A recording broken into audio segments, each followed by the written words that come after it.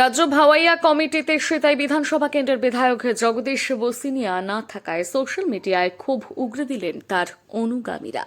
কোচবিহারের জেলা পরিষদের কর্মদক্ষ নূর আলম হোসেন সোশ্যাল মিডিয়ায় একটি পোস্ট করেন। সেখানে তিনি বলেন, রাজ্য ভাওয়াইয়া কমিটিতে সেতাই বিধানসভা কেন্দ্রের বিধায়কের কেন নাম নেই, জবাব চাই।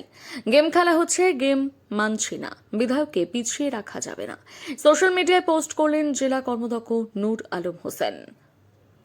কি ব্যাপার?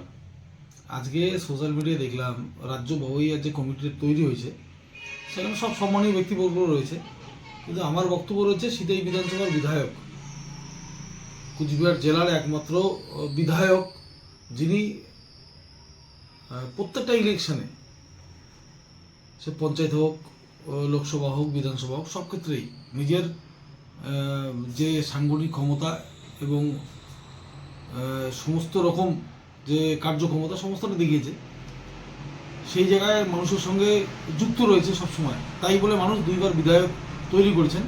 সিতাই বিধানসভায় কোনো বিধায়ক দুইবার বিধায়ক হয়নি, জগদীশ চন্দ্র বর্মা বসুনিয়া দুইবারে বিধায়ক হয়েছে।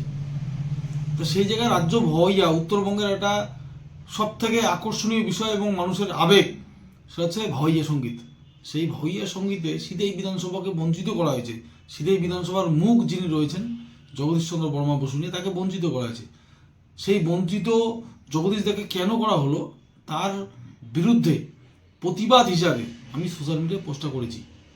যারা পদাধিকারী রয়েছেন, যারা এই কমিটি তৈরি করেছেন, সিতাইয়ের মানুষের আবেগকে সম্মান জানিয়ে জগদীশ দাকে সম্মানসূচক জায়গায় বসানোর জন্য আবেদন রাখছি।